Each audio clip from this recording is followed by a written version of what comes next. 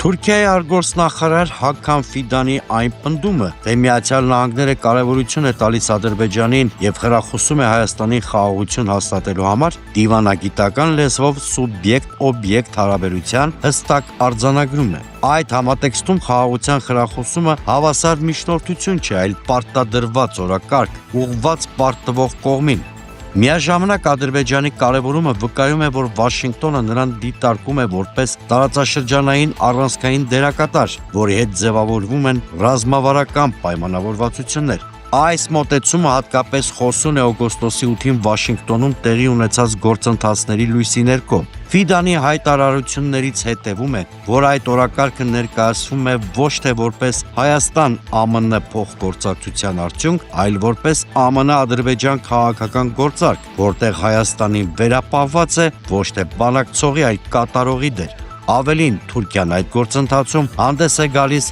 ոչ թե որպես դիտորդ, այլ որպես ներգրավված եւ շահագրգիռ կողմ։ Սա բաց քարտերով խաղի փուլի սկիզբ է։ Թուրքիան այլևս չի թաքցնում, որ տարածաշրջանում գործում է որպես արևմուտքի գործընկեր, օգտագործելով Ադրբեջանի ռազմական եւ էներգետիկ ներուժը Ռուսաստանի ազդեցությունը սահմանափակելու եւ սեփական ու նաեւ արևմտյան շահերը առաջ մղելու համար։ Հայաստանի համար սա նշանակում է, որ արկա խաղաղության պատուհանը բացվում է ոչ հավասարակշռված բանակցությունների, այլ քաղաքական ճնշման պայմաններում։